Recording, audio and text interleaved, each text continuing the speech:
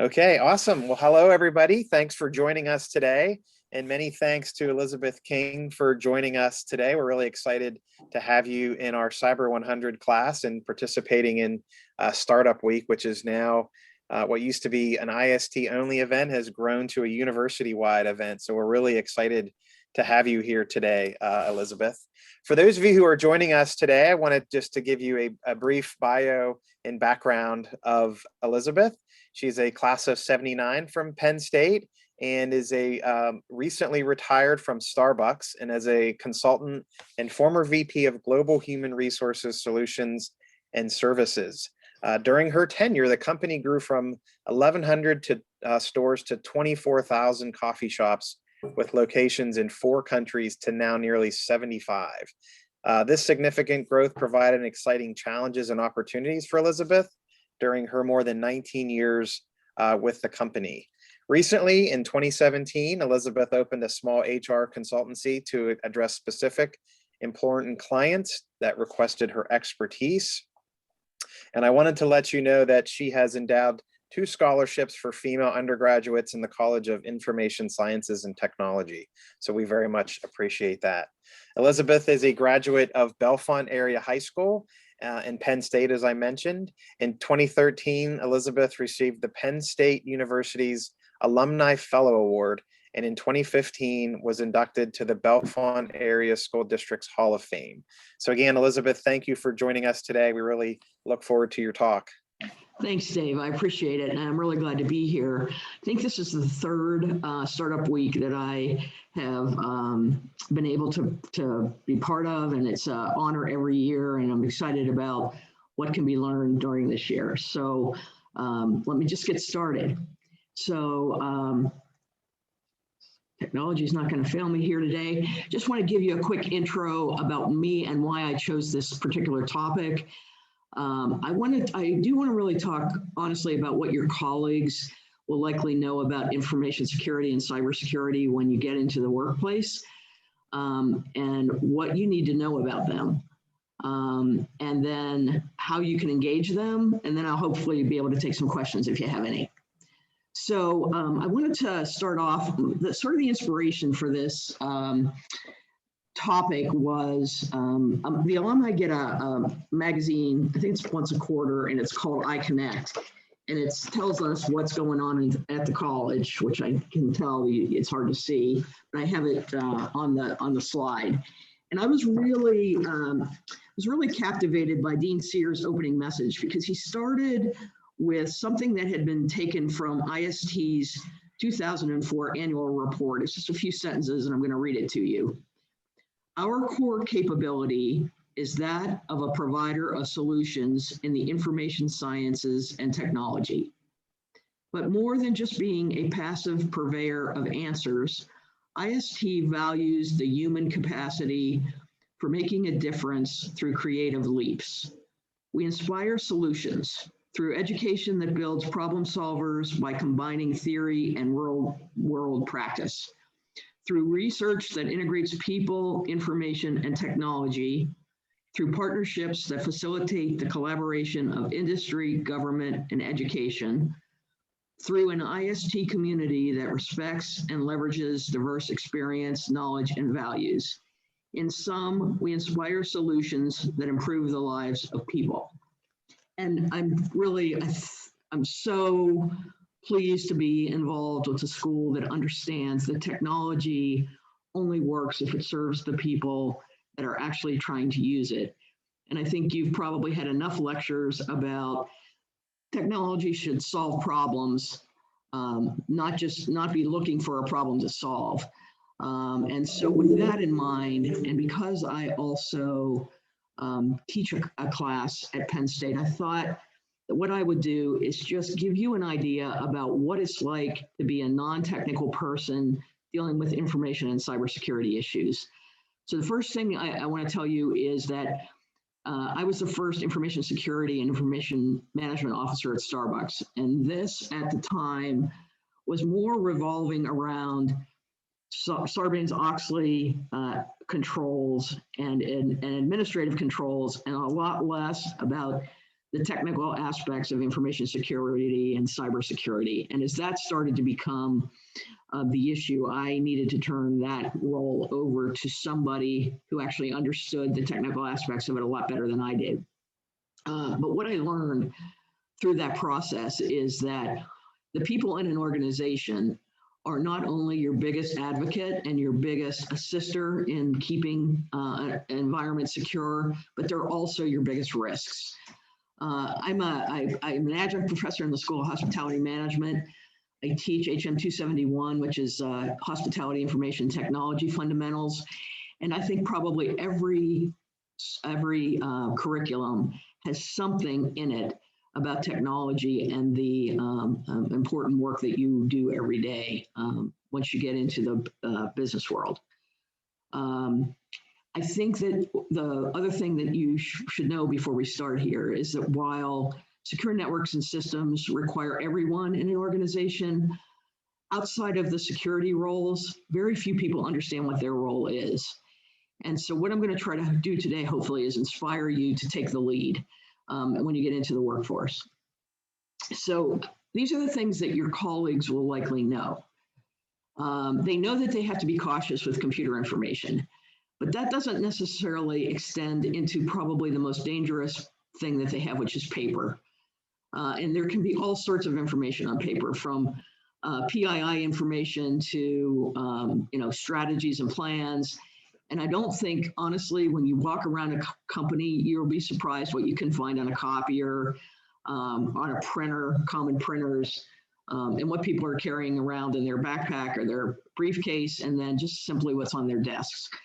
And I think this is something you need to know, because this is something that you can talk to your colleagues about. They also know that analytics and metrics drive organizations. We teach that in college. What they might not understand is that that information needs to be protected as well. In some regards, that's corporate secrets, and needs to be handled accordingly. Not everybody understands that. And then likely they know what a strong password is, because so many of the systems today won't let you set up a password that isn't strong, but they really don't know what that means. And it's not strong if that password is used over and over and over again on every site that they have access to.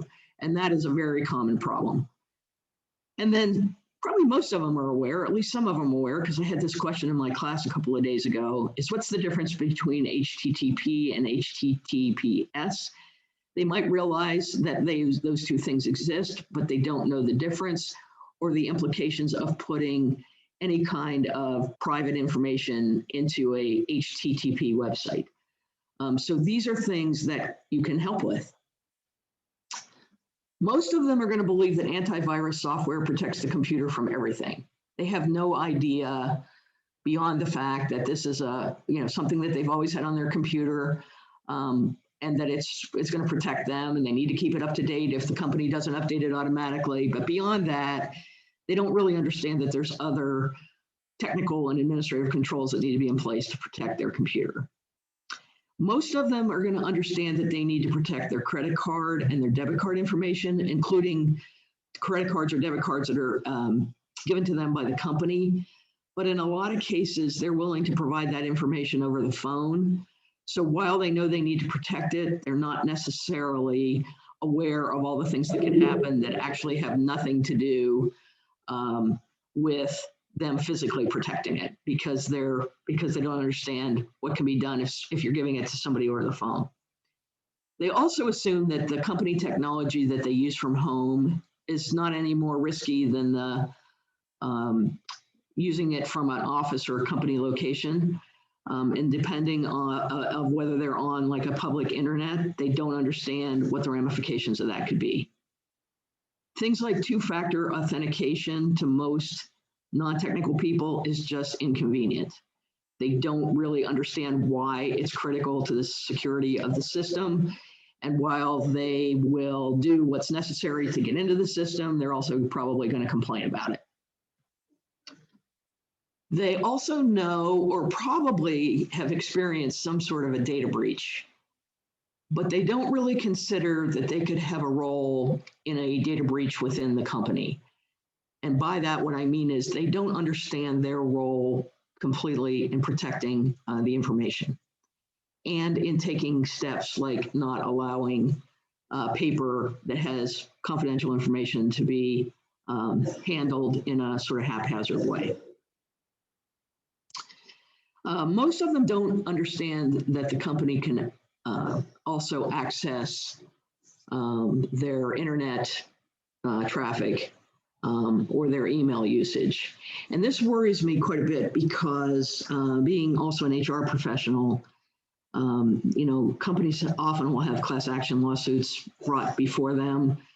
And I don't think that they understand that everything that they do on a company computer could be discoverable. And so in some cases, I think having a relationship with the lawyers in the company can be really helpful beyond just having relationships with your colleagues. This particular space, I think, is the area that has very, very little understanding.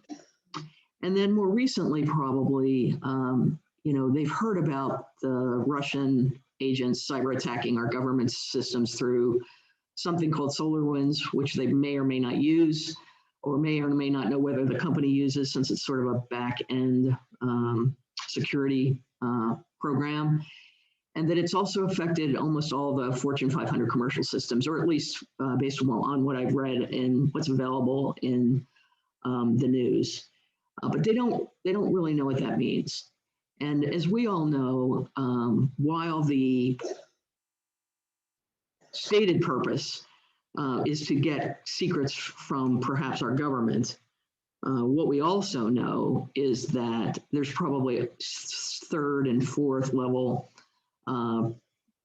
agents within this cyber attack that may want to be able to look at private information or other information in the company that's maybe not as much about the government secrets or what we're doing in the Department of Defense or those kinds of things. And then your typical colleague is going to believe that the company, which means the cybersecurity team and the information security team or network security team, are going to take care of everything else. Again, they understand that they have some personal duties, but they really believe that if there's anything beyond their antivirus software, that's in the hands of somebody else. And I think that's the most dangerous part of this conversation, is not, you have this big population in a large company like Starbucks that's dealing with HR information, so our employee information. We have our stores dealing with people's credit cards, although today that's so much more contactless than it's ever been before because of COVID and other reasons not to take a credit card into your hand from another person. They may understand a little bit about company secrets, and they may think about like the strategy or the strategic plan. They don't know that they always think about all of the information they have access to and how that might be an issue if they're not careful with it. So in this space, there's a lot of things that you can do with your colleagues, and that's really the purpose of the conversation today. So if you're going to start to talk about this with your colleagues, and I would suggest that, even some of it now may be things that you discuss with your friends at Penn State. Every colleague, every person is going to have a little bit of a different interest and a lot different knowledge about this topic. I think what you need to know is that, in truth, most employees would never intentionally hurt their company. But we all know how easy it is to hurt your company if you're working with tools that you don't really understand. The most recent graduates, college graduates, are going to have learned some elements about this in their classwork. Most of us try to be sure that we have prepared them at least for the security of their system and the way to use the university systems. But older graduates, less recent graduates, have probably had no experience. And the baby boomer generation, which is still in charge of lots of parts of bigger companies, didn't grow up with a computer like all of you did. So some of this is very, very foreign to them. And yet they are in a position where they need to be able to talk about this themselves in a knowledgeable way. And then every company that I've ever worked for, even as a consultant, has some sort of yearly, at least, if not quarterly, updates on information in cybersecurity and other compliance items. And honestly, I think most of our colleagues think about the function of network information, cybersecurity as sort of a compliance function. And I think what we all know is that through our function, we can actually enable great processes and great systems, and that's really what we want to make sure that we're doing. So what can you do to have more influence with colleagues? For one thing, everybody, probably shouldn't say that, that's probably too strong. Most people will go through the prepared training, but their hearts aren't in it. They're just getting the training done so that they can have it checked off their to-do list. Most people are not doing that, all excited to turn on their information security or whatever other compliance training they're getting. So your professional network is really going to appreciate it if you can make some of the information real to them. And I'm not saying that you need to work with the topics that are in the prepared training. What I'm suggesting is that whatever the circumstances are in the company that you're working with, even if it's as a consultant, trying to understand what the work is that the team that the people that are working on will help you create a conversation for them to make sure that they understand how they can help protect the company based on what their function is. And I talk a lot in my class, and I want to talk about this before we leave this topic, that the best thing that you can start doing as a student is start to build your network. And I'm sure most of you are already doing that. So if your professor brings in a alumni to speak with you, it's really important, if you have a LinkedIn profile, to connect with them through LinkedIn and start to build your outside network. Because once you get inside an organization, you're going to do the same thing. And I think one of my early memories of being in information technology was at lunch with a colleague.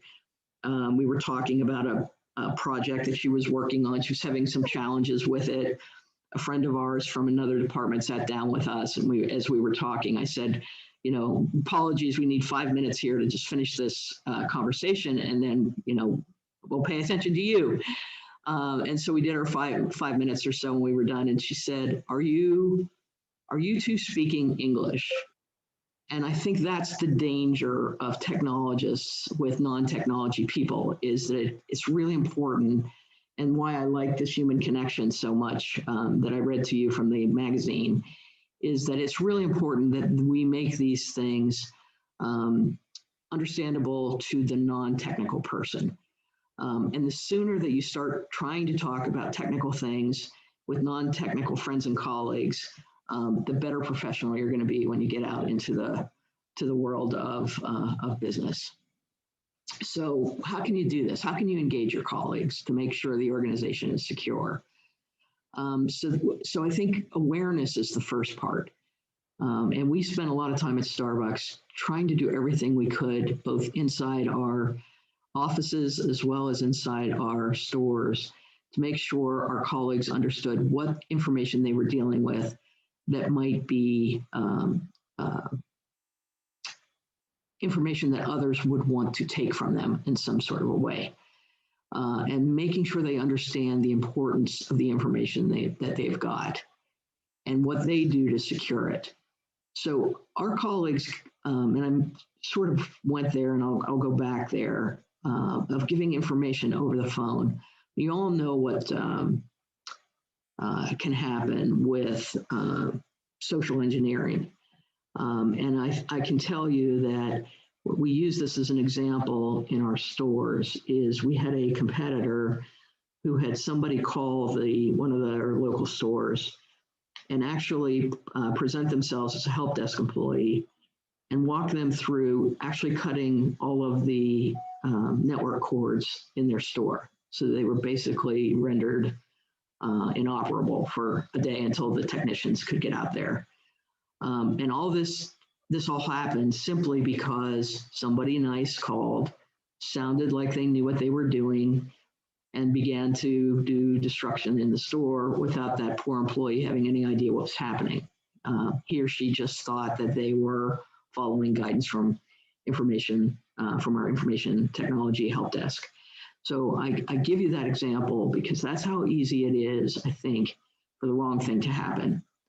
And the way for things like that not to happen is to make sure that people have awareness and that they're aware of things in a way that makes sense to them. And then this is probably more important for our office partners. Make sure you discuss an assessment with them. So what would happen if the information that they are working with got into the wrong hands? And those wrong hands could be a criminal, they could be a competitor, they could be an auditor. We've all had circumstances both with internal and external auditors where somebody wasn't aware of some rule and provided information that they should not have, or answered a question in a way that was not appropriate, and then we have an issue. So the criminal intent is one thing. The competitor intent creates some competitive disadvantages. An auditor could actually create problems for our organization. And how people deal with things like PCI information, PCI assessments, HIPAA if they have healthcare responsibilities, Sarbanes-Oxley if they have financial obligations. There's all sorts of ways that a trusting, decent employee can make issues for a company. And I think it comes a lot easier hearing it from somebody who's very knowledgeable about the topic than it does through some sort of prepared training. And then make sure they understand what more they can do to protect that information. They're probably not going to protect the network. They're probably not going to be able to keep us from any kind of a serious run at an attack on our organization or on our network. But they certainly can do everything they can to make sure that their paper records and the way that they leave their computer, where they use the computer, how they use the computer, all of those things are things that you can influence. So with that, what I would say is that the best information security program is one that includes the entire company and that makes everybody both knowledgeable and also careful and caring about the information that they're using. So with that, I'd like to see if there's any questions before I keep talking. Does anybody have any questions? Has anybody, and maybe I'll ask a question then, has anybody had any experience in trying to talk with colleagues or friends about what it is that you actually do that you'd like to share with the rest of the class?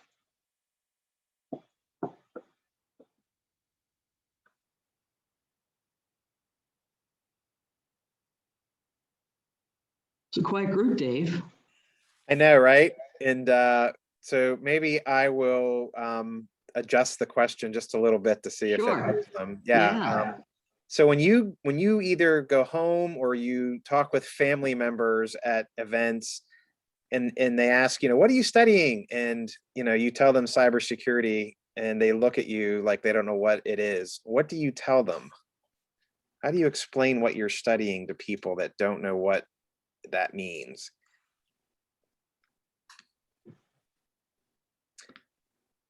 Come on, class, don't let me down here. I know there's some of you that jump in once in a while here. I don't want to call on people. No, we don't want to do that. So I'm going to talk a little bit, maybe somebody will get brave. It's really important, and I tell my HM 271 class the same thing, is that the things that you want to be able to do well in business or in your career, you want to start doing in college. So the question is really informative, because if you're going to make mistakes, make them now, because they don't count that much. As educators, all of us really just want to make sure that you're prepared for what happens after you leave the hallowed halls of Penn State, but you got to practice. So I'm hoping with that little dig and Dave's reframing of my question that will now get an answer. I have a couple in the Q&A box here. A student said, cybersecurity is very broad to me. It covers a plethora of topics that are very important. I'm not sure if you can see these or not, Elizabeth. Yeah, I can. Okay. I can. Thank you. So there's no sense me reading them to you. Well, yeah. So let's talk about that one. Cybersecurity is very broad and covers a plethora of topics, but how is that going to help anybody? You know, so another answer is I tell people that it's similar to computer science, but that's not really, I mean, those are great answers, but they're not going to help anybody understand what their particular circumstances are. I like to focus more on risk assessment side and security over a network. Yes, so risk assessment is what we're talking about. And then keep information and data secure for businesses and organizations. Yes, I think all those have the potential of being great answers. How do we make them personal? That's really what I'm trying to convey to you. How do we make the conversation that you're having with colleagues, friends, family, others, how do we make it more of a I don't even know what to call it. It's like people perceive this as just sort of magic in the internet. How do we make it real to them? How can you make it real to them? So just take your answers and just maybe fine tune them a little bit. You know, are you even I guess maybe the other question is, are you even willing to try to this? Would you call it personal security? That's a good question. I mean, if that's what gets their interest, that'd be great. Like making sure your family knows about HTTP and HTTPS, making sure they understand what a firewall is, making sure they understand what an antivirus piece of software does and maybe what it doesn't. Those are the things I'm thinking of.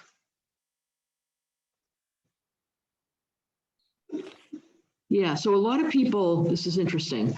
A lot of people are in technical roles because the communication part of it isn't what's either floats their boat or maybe is not even something that they see as a strength. So the thing about Penn State students that I will always say to all of you, regardless of what college you're in, is that one of the reasons Penn State students get hired is that we, in the employer population, believe that we're going to get hardworking students who have a connection to the people. So that's why I'm suggesting that you start these conversations now so that it makes it easier for you later. I think the more that you can think about how you can approach people that you know who aren't going to care if you make a mistake, the better. But I also say to you that the way that people get from an entry-level position to a leadership position is their ability to communicate. And it's especially true in technical roles. And I don't know if Dave mentioned it. I have a political science degree. How I got into technology and HR is a story that we could all have over a beer someday when we're COVID-free. But the reason that I was successful wasn't my great technical skills, because I didn't have great technical skills. The reason for my success was my great communication skills and being able to keep my commitments and make people feel comfortable when they talk to me. And that's really what I'm trying to encourage here today. Let's see what we got here. I retell them that it's the management and securing of computer and data systems, like securing the Twitter and other online entries. Yes, try to make it relatable to what they do. Chat is disabled. Additionally, I don't think we have the capability to speak up. I think I learned that, Mandy, thank you. I handle risk assessment related to vendor management compliance. You mentioned that no one is intentionally hurting the company. So for a corporate compliance role, cyber compliance is ensuring we are securing. Yeah, so let me maybe you guys could put this in chat. How many of you buy into my belief that most employees would not do anything intentionally, most, I didn't say every, most employees would not do anything to intentionally hurt their company? How many of you buy into that? I'm expecting to see a whole bunch of things happening here. Mandy, thank you. I see raised hands. That's good. That's good.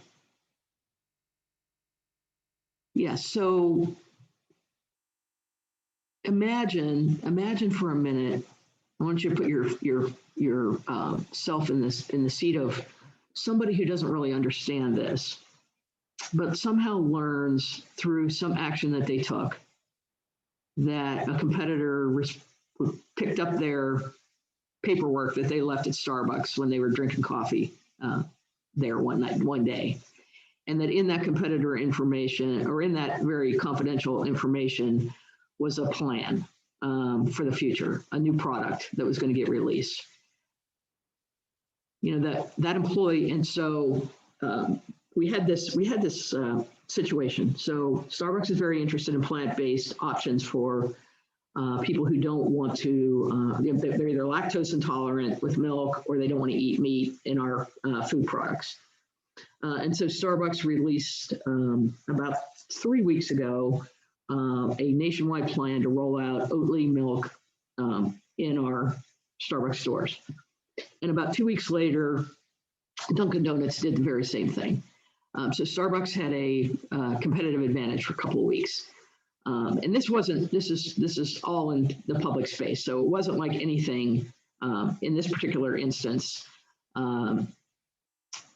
There wasn't any breach of information or anything like that. But let's suppose that it was not. Let's suppose that Starbucks didn't test it and wasn't talking about it, and they were working on this project. I think in my bio, I mentioned that when I left the company, there's 24,000 stores. Well, there's 30,000 now. That's how fast the company grows. Let's just assume in this particular situation that Oatly milk rollout was a secret, a company secret, trade secret. And that somebody had left it on the table at Starbucks, and the Dunkin' Donuts people who periodically come into our stores, just like we go into theirs to see what's going on, found the papers, took it home, presented it to their organization, and 2 weeks after our top secret rollout of Oatly milk happened, they rolled out theirs. How in the world do you think the person, if they ever realized that it was their problem, and they probably did because they went back to their papers and the papers were gone, how do you think they would feel? And that's what we're trying to prevent, right? So what I'm really, really want to encourage you to think about is how you have that situation not represent itself, where there is a real concern that somebody doesn't understand the power of the information that they're dealing with. So let's see, we have issues when people leave computers unlocked and walk away. Yeah, so a lot of organizations will, through their security systems, they'll have a timeout, right? So like I do on my own personal computer, after 2 or 3 minutes, if I walked away from my computer, it's going to turn itself off. I ran the payroll department at Starbucks for a few years. We talked a lot about how critical salary data was, and nobody was allowed to walk away from their computer with it still on, even if they were in the payroll department. So this is the training and education that I'm talking about. Anybody else with a question? I'm looking in here. There's a payroll person, awesome. So you know the criticality of keeping Social Security numbers safe and secure, salary data safe and secure. But has anybody ever talked to you, Mandy, about how to do that?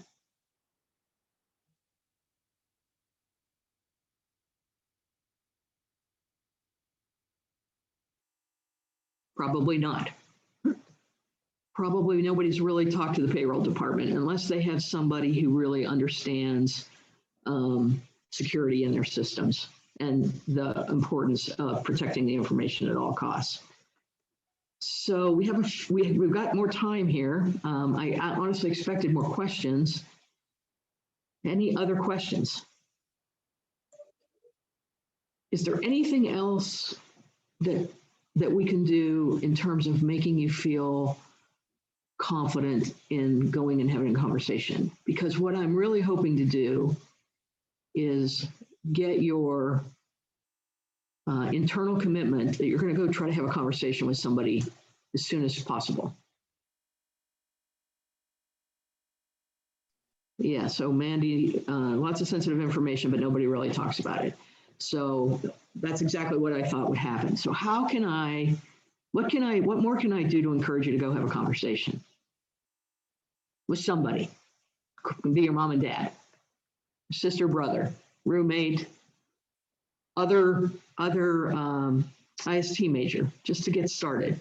Practice makes perfect, especially when it comes to conversations that are maybe not the most confident topic in your head.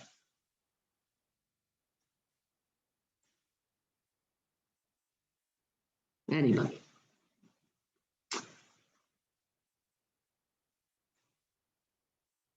How do you deal with thick-headed naysayers with interpersonal communication? They seem to jump right to a defensive state in real life conversation. You know, that is so interesting. If I had the answer to that, I'd be a zillionaire. I think naysayers are often coming from a place of fear.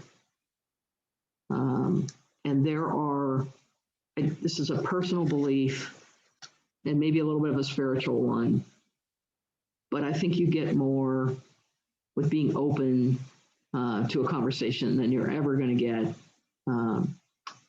being defensive about a conversation. So I think if somebody comes at you or you find yourself being negative or being a naysayer, what I would say to you is consider either for yourself, asking yourself, what am I afraid of? Or if you're trying to talk to somebody who's saying no, or yeah, but, which is the worst, yeah, but, why? I think the question is why do you feel that way? Why are you not interested in this topic? Why are you putting off an aura of defensiveness? You know, my impression is that you don't want to listen to this. Can you explain to me why? Is it my approach? Is it the way I brought this to you? Is it the topic? I think when people are naysayers, the best thing you can do is ask questions. And hopefully in the questions, and really we're talking about somebody you know, right? So we're not asking you to go talk to a stranger on the street. Trying to understand more about why they're being a naysayer is probably the best way to approach that. I'll take steps to talk to my manager and my parents. Good, Mandy, that's good. They are not, and I think the thing about this is, I don't think you have to talk about the technology at all. I think you need to talk about the process. I think you need to talk about the data that you're trying to protect. I think you can talk to them about data breaches. I mean, I think there's lots of information that people have that make the conversation easier. And if this was a project and you were in my 271 class, I would say, make sure you have a plan. So if this is the first time you're trying to have this conversation with somebody, I don't think you go into it just like by the seat of your pants. Like, I think you really want to think through the conversation, think through what you want to tell them, think through what they may say back to you, be prepared. And then at some point, you don't have to do that because you get comfortable doing it.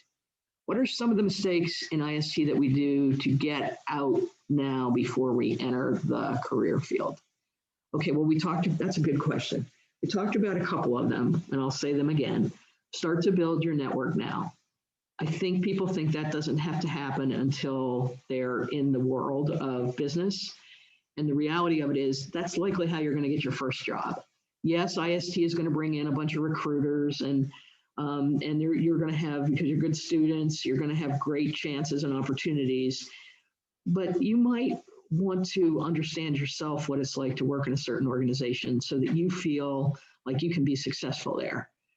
So I think building your network and finding Penn State alums that work inside companies and trying to have a conversation with them about what it is like to work there could actually help you refine your job search after college. I think the other thing is letting this topic that we're talking about right now go unsaid. that the best technical people in the world are not only those who can create great products or implement great systems, but can also have real conversations with their business colleagues about what is going on. And I don't think in any particular major we may maybe talk about that enough. If you don't have a mentor, I would really suggest that you think about finding one. Somebody that has more experience than you, that can help you not make some of the mistakes they made, can talk to you about your plans and your ideas. The good news is this is a young college. All the alums in this college are young, many of them highly successful.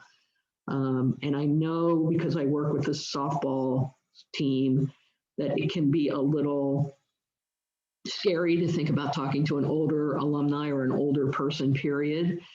But I'll tell you honestly, as an alum, if a student reaches out to me, I never say no. If somebody needs some help that I can provide, the door is always open. And that's the beauty of being a Penn State alum. And the beauty of coming through the Penn State organization is there are so many of us that are just willing to help. All you need to do is ask.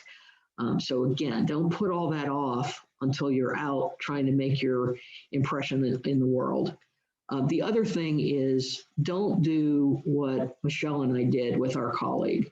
Don't talk to people like you're speaking another language. Be really thoughtful about how you're going to present technical concepts. Many people have plenty of technical competency that aren't in technical fields, but you don't want to start off a conversation by sounding like you're speaking a foreign language. That's not helpful, and it'll ruin any chance you have of really making a great impression. How would you personally approach a peer or an individual on the iteration of what cybersecurity field is all about? So again, this is probably a one by one. How do you make it real? That's how you talk about cybersecurity. So do you talk about things that are in the news, like the Russian cyber attack? Do you talk about questions of, our voting systems? Do you talk about a data breach that they might have experienced where they got some notice from, let's say, trying to think who's had, they're not in the news as much anymore because we've just gotten used to them, but they had a security breach at their bank. Maybe you know that happened, and you talk about all the things that cybersecurity professionals do to try to make sure that doesn't happen inside a company, or what all the ISP providers are doing to try to make sure it doesn't happen to their personal computer. But again, what do they need to do to make sure that they're doing their part to make this actually real to them? I think the more you can make it real to the person you're talking to, the better. And that might be, you know somebody like Mandy who works in payroll or human resources, or even our supply chain organizations have lots of, somebody's mentioned that they do work with vendors. Like there's a lot of information that's shared between vendors that are under a non-disclosure agreement. Like how do we make sure that we are following through on that, even in our emails and even in the way that we communicate with people? So I think trying to understand what their role is and maybe what they're worried about. Are they worried about their personal computer? Are they worried about the fact that they have kids? They have six or seven people using one computer at home now that the kids are home from school, and we've got multi-generational families now trying to survive COVID. Like, what do we do about that? I think there's 1,000 ways to approach it, but the way to approach it is personally. So when we go back to the questions I ask, it's really important that we're talking about what information they use and what happens with that information if it gets in the wrong hands. And if there's something more that they can do, or something you see that they're doing that you think might be risky. All of those, the more personal it is, the more impact you're going to have. These are great questions. Any more? Any other questions? Okay, well, if I was successful today, you are going to go try to have a conversation with somebody as soon as possible. And you can email me if you have a question. You can find me on LinkedIn. I'm pretty easy to find. The only thing I'll tell you is before COVID, I had brown hair and now I don't. So the picture that's on LinkedIn, because I haven't had a chance to get another decent headshot, looks like me, but my hair does not look like it does right now. Dave, thank you so much for the opportunity. And, I hope that we made a little bit of an impression here. And I really appreciate being part of the conversation today. Well, thank you, Elizabeth. I can't tell you how much I appreciate your time today and the valuable information that you shared with them all. And I think it's we talk about some of these things in class, and sometimes it has to, until they hear it from somebody, in the real world, they don't think it, it really matters. But so much good advice that you shared today. I really appreciate everything that you've given to Penn State and to us. So I want to thank all of the students who asked questions and engaged. It really helps the presenter, especially when you're Elizabeth's probably sitting in a room somewhere by herself, and it really makes the speaker feel welcome. So thank you, everybody that participated. And I am in a room all by myself. Absolutely. So thank you, students, and best of luck to you. And again, please connect with me or send me questions. And again, to the IST, the entire IST organization, including Mary and Pam, thank you so much. And best of luck this week. I hope it goes really well.